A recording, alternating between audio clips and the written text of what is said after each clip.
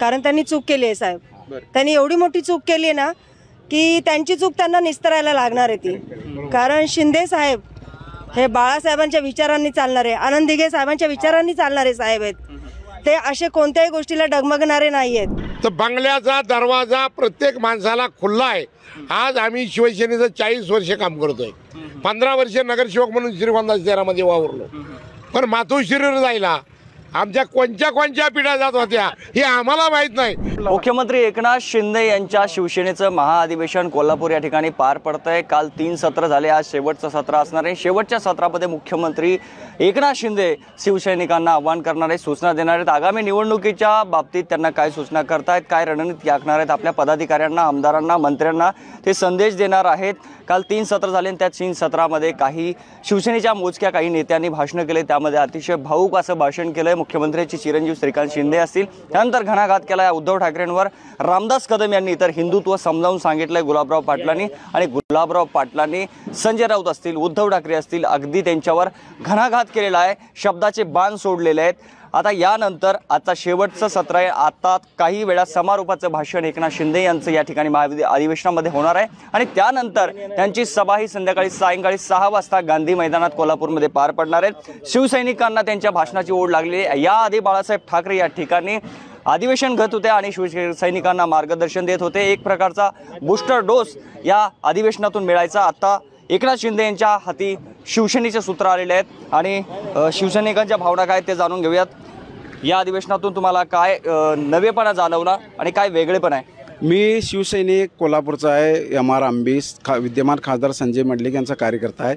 शाहू फुले आंबेडकरांच्या विचाराच्या नगरीमध्ये जे महाअधिवेशन होत आहे ते प्रचंड मोठ्या प्रमाणात होत आहे. संबंध महाराष्ट्रामध्ये न भूतो न भविष्यत अशा पद्धतीचं अधिवेशन कालपासून संपन्न झालेलं आहे.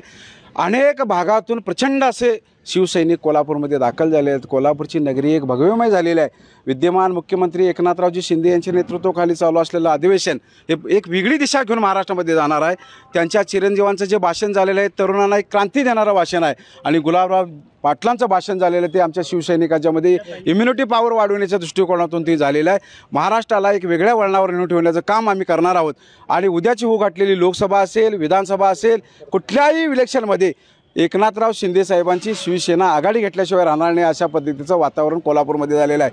आजपर्यंत संबंध महाराष्ट्रामध्ये अनेक ठिकाणी अधिवेशनं झाली असतील, पण कोल्हापूरचं हे अधिवेशन एक अपवादात्मक असणार आहे की असं कधीही कुठेही न झालेलं अधिवेशन आहे. कोल्हापूरची महालक्ष्मी संबंध शिवसैनिकांना प्रसन्न होणार आहे. इम्युनिटी पॉवर वाढवण्यासाठी विद्यमान खासदारांनी सेंद्रिय गुळ कोल्हापूरचा भेट म्हणून दिलेला आहे. ते गुळ खाऊन पुन्हा एकदा शिवसैनिक संबंध महाराष्ट्रामध्ये ताकदीनिशी लढतील आणि शिवसैनिक चांगल्या पद्धतीची शिदोरी घेऊन प्रत्येक गावागावामध्ये जातील आणि एकनाथ शिंदे साहेबांच्या नेतृत्वाखाली असणारी शिवसेना ही खरी शिवसेना प्रत्येकाला पटवून देतील. तळागाळातली काही सामाजिक कामं असतील, विधेयक कामं असतील, शैक्षणिक कामं असतील, आरोग्याचं काम असेल, प्रवासाचं काम असेल, दळणवळणाचं काम असेल, हे वेगळ्या पद्धतीने एकनाथराव शिंदे साहेबांनी महाराष्ट्राला दाखवून दिलं आहे. एक रांगडा गडी, शाहू महाराजांच्या विचाराचा गडी, चांगला गडी असल्यामुळे कोल्हापूरच्या जनतेने देखील त्यांच्या कार्यक्रमाला उत्स्फूर्त अशा पद्धतीचा सहकार्य दिलेला आहे. कोल्हापूर नगरीमध्ये न भूतो न भविष्यत अशा पद्धतीचा हा कालचा मेळावा झालेला आहे. महाराष्ट्रामध्ये राज्याची स्थापना झाल्यापासून आजपर्यंत कुठलेही अधिवेशन झालेलं नाही, परंतु एकनाथराव शिंदे साहेबांच्या नेतृत्वाखाली एक वेगळ्या पद्धतीचं कोल्हापूरच्या नगरीमध्ये अधिवेशन झालेलं आहे. ते संबंध महाराष्ट्राला दिशा देणारं ठरणार आहे. बाळासाहेब ठाकरे असताना बाळासाहेब ठाकरे हिंदुत्वाची शिकवण आणि हिंदुत्वाचे धडे या ठिकाणी देत होते. आता गुलाबराव पाटलांचे धडे तुम्हाला घ्यावे लागतात. काय जाणवतंय बाळासाहेब आणि गुलाबराव पाटलांच्या हिंदुत्वामध्ये काय फरक?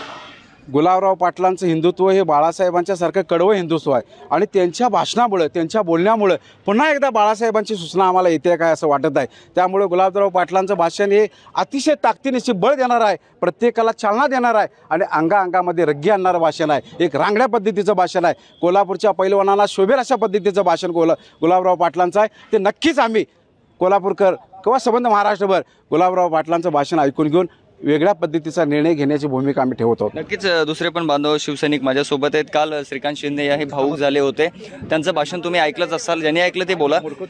श्रीकांत शिंदेचं भाषण तुम्ही ऐकलंय का कालचं? फार भाऊक झाले होते. विरोधकाकडून अशी टीका पण केली जाते की सहानुभूती मिळवण्याचा हा प्रयत्न अशा प्रकारे बोललं जातं. नाही, सहानुभूती मिळवण्याचं जे भाषण असतं त्याच्यामध्ये आणि काळजातून जे काही शब्द आलेले असतात त्याच्यामध्ये जमीन आसमानचा फरक असतो.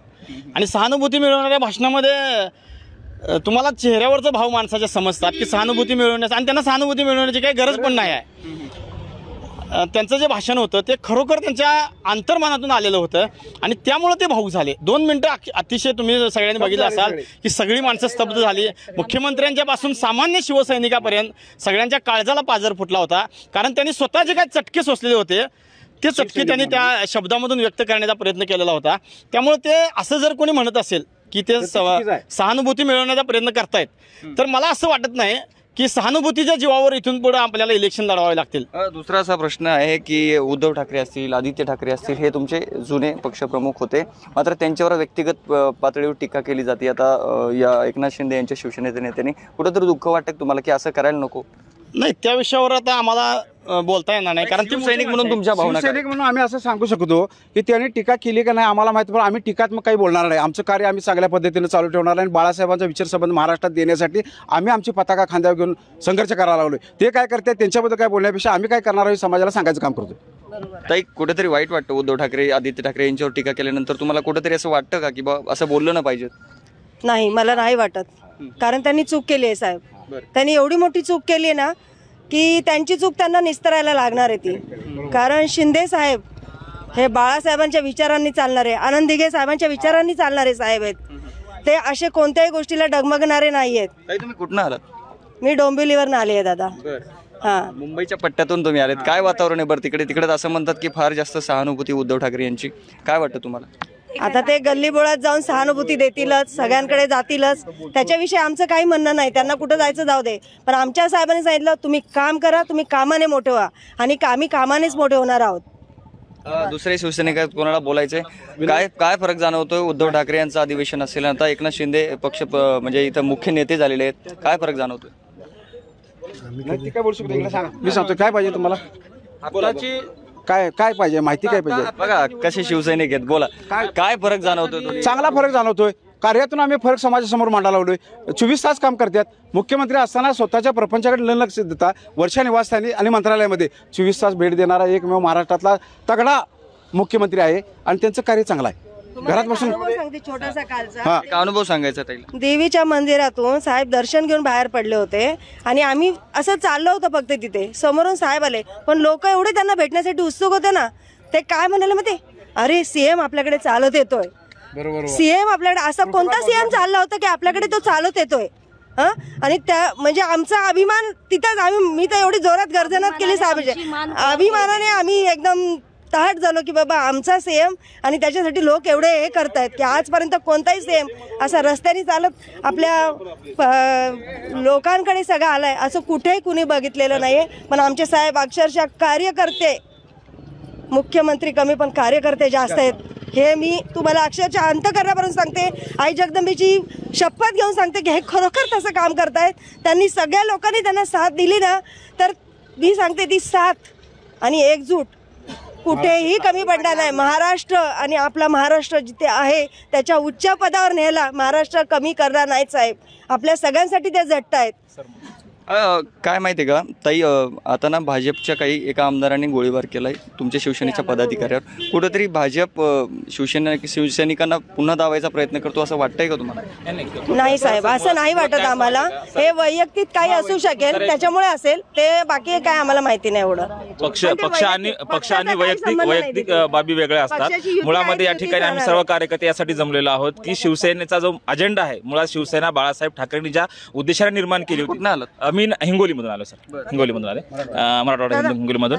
तर जी शिवसेना आहे ही बाळासाहेब ठाकरेंनी ज्या उद्देशाप्रती निर्माण केली होती, तो उद्देश म्हणजे सर्वसामान्यांचा, मुळामध्ये कष्टकऱ्यांची, शेतकऱ्यांची, कामगारांची शिवसेना आहे. आणि ही शिवसेना खऱ्या अर्थानं एकनाथ शिंदे साहेब पुढे घेऊन जात आहेत. काल दिवसभरात जे काही व्याख्यानं झाली, जे काही भाषणं झाली, प्रत्येकाच्या भाषणाचा एकच सूर होता की या देशातला कामगार, कष्टकरी, शेतकरी हा जगला पाहिजे, त्याच्या भल्याचं कार्य केलं पाहिजे. मुळात बाळासाहेबांचा आणि दिघे साहेबांचा अजेंडा खऱ्या अर्थाने एकनाथ शिंदे साहेब सोबत घेऊन जात आहेत. निवळ फेसबुकवर गप्पा मारून, गोड गोड चारोळ्या करून किंवा नाटक कंपनी जी सोबत ती घेऊन आता लढत आहेत, त्यानं काही होणार नाही. आमच्याकडे सामान्य कार्यकर्ते आहेत, आमच्याकडे सामान्य कामगार कार्यकर्ते आहेत, कष्टकरी कार्यकर्ते आहेत. आमचे कार्यकर्ते हे खऱ्या अर्थानं बाळासाहेब ठाकरेंच्या संकल्पनेतले कार्यकर्ते आहेत. काय वाटतं हिंगोलीत काय परिस्थिती? नेमकं हेमंत पाटील तिथे सध्या तुमचे खासदार आहेत, असं बोललं जातं की ते कमळाच्या चिन्हावर लढतील, असं चर्चा सुरू आहेत. तुमचे काय? कुठल्या चिन्हावर लढायचं आहे हा खऱ्या अर्थानं पक्षश्रेष्ठीचा तो प्रश्न असतो.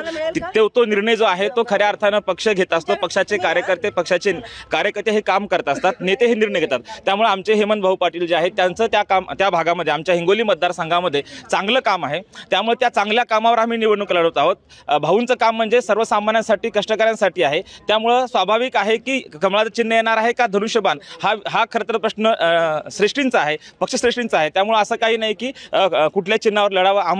आम्ही कार्यकर्ते फक्त शिवसेना बघणार, शिवसैनिक बघणार आणि बाळासाहेबांचा विचार बघणार आहोत. तुमचे आमदार संतोष बांगर त्यांनी दांडी मारली अधिवेशनाला, ते आलेले नाहीत, काय कारण? काय असं काही नसतं. खरं तर आम्ही कार्यकर्ते म्हणून त्यांचे जेव्हा कार्यकर्ते आपल्यासमोर उभे असतो, दांडी वगैरे काही नाही. आपण मीडियाने कृपया करून असा मेसेज काय निरोप आहे बांगरांचा तुम्हाला? नाही, कार्यकर्त्यांना आम्हाला निरोप आहे. काही व्यक्तिगत अडचणी असतात त्यामुळे साहेब आले नसतील. त्यामुळे बांगर साहेब जे आहे ते खऱ्या अर्थानं धडाडीचे कार्यकर्ते आहेत आणि ठाण्या भाग आहे आमच्या मतदारसंघातला. त्यामुळे स्वाभाविक आहे की साहेबांचे काही व्यक्तिगत कामं असतील आणि तसं त्यांनी नेत्यांकडे निरोप पाठवलेला असेल. या इकडे शिवसैनिक एकदम गमजा वगैरे घालून एकदम शिवसेनेच्या पोशाखामध्ये आलेले आहेत. काय भाषणातून काय तुम्हाला अपेक्षा आहेत शिंदे साहेबांच्या? शिंदे साहेबांच्या अपेक्षा एवढ्या आहेत की आज शेतकरी कुठून आले तुम्ही पहिले ते सांगा? अहमदनगर, श्रीगोंदा तालुका. मी शिवसेनेचा तालुका प्रमुख नंदकुमार ताडे. हो, काय अपेक्षा आहेत भाषणातून? एक आहे की एक दिलासा या महाराष्ट्राला, आणि शेतकरी का माझा कसा सुखी राहील, आणि शेतकऱ्यासाठी काय काय करायचं आणि शेतकऱ्यासाठी काय नाही ही करण्याची भूमिका ती महाराष्ट्राच्या मुख्यमंत्र्यांमध्ये. त्या भूमिकेतून एक ही चैतन्य निर्माण झालं पाहिजे. गावेगावी शिवसेनेच्या कामाचा एक ठसा उमटला पाहिजे की बुवा आज शिवसेनेने या 1.25 वर्षाच्या कालखंडामध्ये एकनाथराव शिंदे महाराष्ट्राचे मुख्यमंत्री झाले. यांनी काय काय योजना आणल्या, काय काय कामं केले, काय काय नाही, ही कुठपर्यंत पोहोचल्या पाहिजे. आज शेतकऱ्याचा प्रश्न असो, दीनदलिताचा प्रश्न असो, गोरगरिबांचा प्रश्न असो, या प्रश्नाला रात्र दिवस काम करणारा आत्तापर्यंत महाराष्ट्राचा मुख्यमंत्री कोण असेल ते महाराष्ट्राचे मुख्यमंत्री एकनाथराव शिंदे आहेत. आणि एकनाथराव शिंदे म्हणजे असे आहेत की महाराष्ट्रातला कोणताही कार्यकर्ता आज त्या बंगल्यावर गेला तर बंगल्याचा दरवाजा प्रत्येक माणसाला खुल्ला आहे. आज आम्ही शिवसेनेचं 40 वर्ष काम करतोय. 15 वर्ष नगरसेवक म्हणून श्रीगोंदा शहरामध्ये वावरलो. पण मातोश्रीवर जायला आमच्या कोणत्या पिढ्या जात होत्या हे आम्हाला माहीत नाही. पर्यंत जायचो पण मातोश्रीच्या आत नाही. शिवसैनिक असं बोलतात ती बरोबर आहे तुम्ही म्हणता, पण एकनाथराव शिंदे साहेब ही नगरिका साधं त्यांच्याकडं होतं. खरी भूमिका शिंदे साहेबांची कोळी भाडपा संपवण्याचं. आणि ती जी त्या काळामध्ये बंगल्यात बसून कोणी गप्पा मारीन हो, पण बंगल्याच्या त्या रुग्णाच्या तोंडावरचा हात पाठ थापटली ती परवाना करता ही गोरगरिबांसाठी काम केलंय. हा मुख्यमंत्री तो, हा जनतेतला मुख्यमंत्री, हा बंगल्यातला मुख्यमंत्री नाही. नक्कीच दुसरे पण शिवसैनिक आहेत. ताई, तुम्ही कुठनं आलात आणि काय भावना आहे त्या अधिवेशनाबद्दल? जय महाराष्ट्र. मी डॉक्टर शबनम इनामदार, एक मुस्लिम आहे, जिल्हा आहे. मी दुसऱ्या पक्षामध्ये होते दादा. कुठल्या पक्षात सांगत नाही, XYZ. पण त्या पक्षामधून जेव्हा मी साहेबांनी हा निर्णय घेतला, नवी शिवसेना तयार केली, ह्या शिवसेनेमध्ये आले आणि माझा राजकारणाबद्दलचा अनुभवच बदलून गेला. त्याचं कारण असं आहे की मागच्या पक्षामध्ये जो माझा गैरसमज तमाम मुस्लिम समाजाचा म्हणजे आपली बांधिलकी, हा पक्ष आपल्यासाठी काहीतरी करतो असं नाही. मी शिवसेनेमध्ये आहे. आज मला शिवसेनेमध्ये जी वागणूक मिळत आहे, आज माझ्या कामाचं जे शिवसेनेमध्ये चीज होत आहे, ते माझ्या आयुष्यामध्ये, माझ्या राजकीय कारकिर्दीमध्ये पहिल्यांदा घडलेलं आहे. आणि हे केवळ छत्रपती शिवाजी महाराजांचा जो समान माननीय मुख्यमंत्री एकनाथजी शिंदे साहेब घेऊन चाललेले आहेत. त्यामुळे मी अभिमानाने सांगेन की महाराष्ट्रीयन मुस्लिम आहे आणि मी शिवसेनेमध्ये काम करत आहे. तुमची हिंदुत्वाची व्याख्या काय? तुम्ही काय समजून घेतली, काय अर्थ काढला याचा? माझी हिंदुत्वाची व्याख्या ही आहे की हा माझा दादा समजा हिंदू आहे. जेव्हा ह्याच्या घरामध्ये लग्न निघतं तेव्हा मी एखादं नवीन दुकान सुरू करतो. जेव्हा धर्म येतो त्याने जर म्हटलं मी हिंदू आहे तर मला त्रास व्हायला नाही पाहिजे. तो मला म्हणतोय का नमाज पढू नको, तो मला म्हणतोय का रोजा ठेवू नको, ह्या गोष्टींसाठी तर मला ताकद दिली जाते. एक मुस्लिम महिला म्हणून मला राजकारणामध्ये जी वागणूक मिळत आहे एकनाथ शिंदे गट शिवसेनेमध्ये ती अप्रतिम आहे. मुस्लिम महिला बुरख्या पडद्यात राहते. जेव्हा मुस्लिम निश्चित तर आपण पाहिलं शिवसैनिकांच्या वेगवेगळ्या भावना आहेत. महाराष्ट्राच्या वेगवेगळ्या भागातून ही सगळी मंडळी आलेली होती. त्यांनी एकनाथ शिंदेंच्या नेतृत्वाखाली जी काही वाटचाल शिवसेनेची सुरू आहे त्याबद्दल भरघोसपणे आपल्याशी बोललेले आहेत आणि विश्वास व्यक्त केलेला आहे की एकनाथ शिंदे हे पुढे आपली शिवसेनेचं जे कार्य आहे, शिवसेना पक्ष आहे वाढीसाठी ते नक्कीच परिश्रम घेतील. आणि मराठी, कोल्हापूर.